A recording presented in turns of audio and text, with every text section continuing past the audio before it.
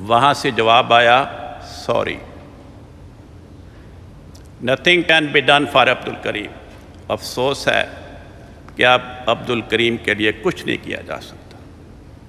दुआएं करो, बस दुआएं करो, दुआएं करो, बस दुआएं करो, दरे यार ही पर सदाएं करो। हज़रत मसीह मऊद अलैहिस्सलाम की दुआओं की कबूलियत की आपकी खिदमत में पेश करनी चाहता हूँ। जैसा कि मैंने अर्ज़ किया कि जब इंसान खुदा के हुजूर दुआ करता है और वो दुआ को सुनकर उसका काम कर दे, इंसान कह सकता है इत्तेफाकन हो गया। लेकिन अगर कोई ऐसा काम हो जाए जो इत्तेफाकन भी नहीं होता, आम हालात में रोनुमा नहीं होता, तो इस बात को तस्लीम करना पड़ेगा कि कोई ऐसी हस्ती मौजूद है जो दुआओं को सुनती है और दुआओं को सुनकर नामुमकिन को मुमकिन कर दिखाती है। उसी हस्ती को हम खुदा कहते हैं। हज़रत मसीह मऊद अलैहिस्सलाम ने अपने किताबों में एक वाक़या बयान फरमाया। कादियान से दूर दराज का इलाका, रियासत हैदराबाद, वहाँ का एक तालिब इल्म अब्दुल करीम कादियान में पढ़ने आया।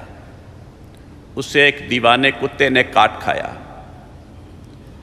हुकूमत बरतानिया की तरफ से कादियान से कोई 250 किलोमीटर के फासले पर एक कस्बा है कसौली, वहाँ पर इस किस्म के मरीज़ों का इलाज किया जाता था। वहाँ पर उस लड़के को भिजवा दिया गया। इलाज हुआ, उन्होंने क्लियर करके वापस भिजवा दिया। जब कादियान आया, चंद दिन के बाद उस लड़के में दीवानगी के आसार शुरू हो गए। इस पर हेडमास्टर साहब की तरफ से फ़ौरन कसौली में तार भेजी गई कि ये सूरत हाल है, कुछ हो सकता है इसका मुदावा। वहाँ से जवाब आया, sorry, nothing can be done for Abdul Karim. अफसोस है कि अब अब्दुल करीम के लिए कुछ नहीं किया जा सकता। जब हज़रत मसीह मऊद अलैहिस्सलाम को इसकी इत्तला मिली, अंबिया खुदा की सिफत रहमान और रहीम के मसर होते हैं। आप खुदा की बारगाह में झुक गए कि ए खुदा, दुनियावी एतबार से तो इसका कोई इलाज नहीं, लेकिन तू तो अला कुल्ल शैन कदीर है, तू उस बच्चे को शिफा दे दे। आपकी दुआओं को खुदा ने कबूल किया और वो बच्चा शिफायाब हो गया। वो कसौली का रिसर्च इंस्टीट्यूट, जब वहाँ पर यह खबर पहुँची, वहाँ पर एक मुसलमान डॉक्टर अब्दुल्ला था।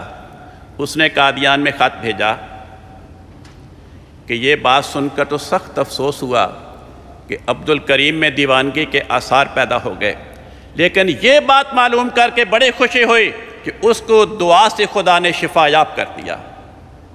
और अगला फ़िक्रा उसने लिखा, इस किस्म की खबर हमने पहले कभी नहीं सुनी। जब मैं इस तकरीर की तैयारी कर रहा था, इंटरनेट पे मैंने चेक किया,